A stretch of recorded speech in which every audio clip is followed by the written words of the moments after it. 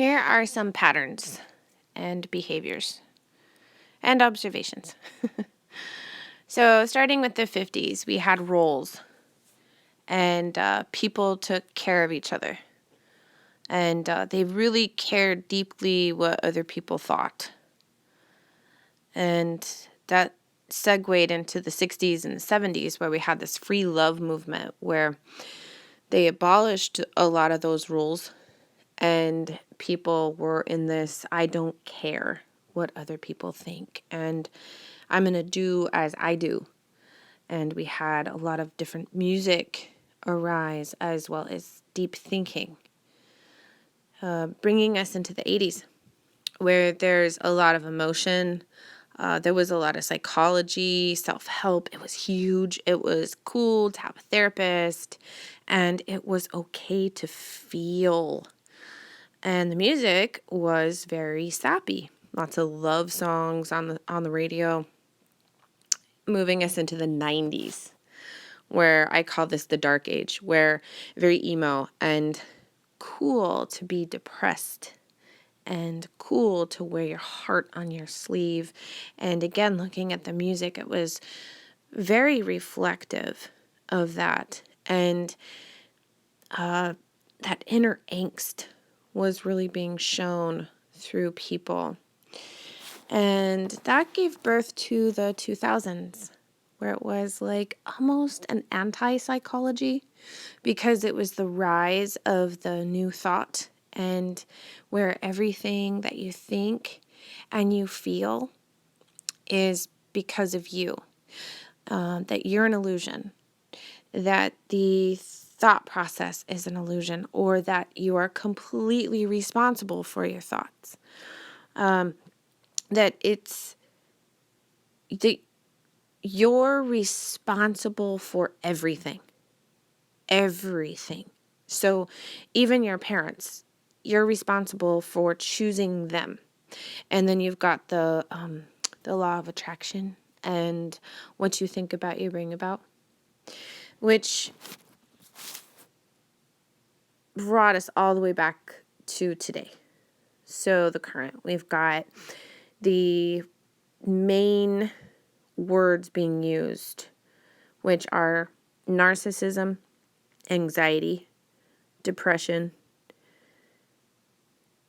suicide, and empath.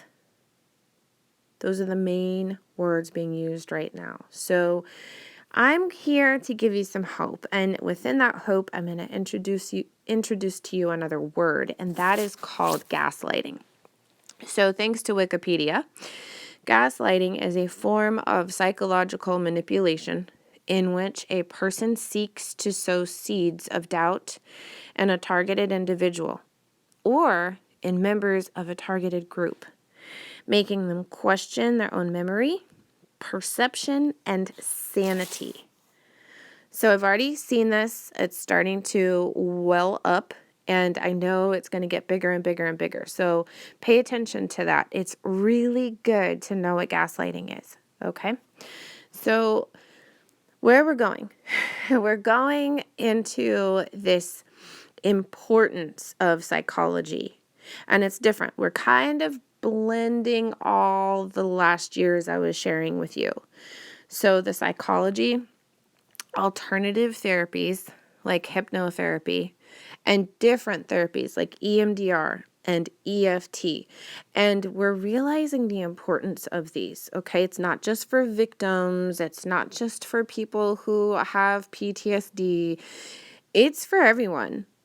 And we are appreciating it so much differently than we ever have before.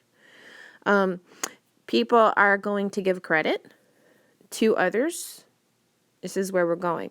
And we're also going to give credit to the people who taught them. So it's not just, oh, I did this, I created this, or I'm the master of my own self. People are going to do some ancestral work and research and see codes in their bloodlines and their DNA. I'm talking way back. So healing that trauma and coming together again in the most beautiful way. People are going to start caring again. They're going to care if they hurt people. They're going to care if they make them feel something. Okay, going back to that gaslighting.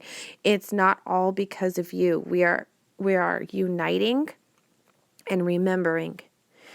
And not everything is going to be about them or you or anything else.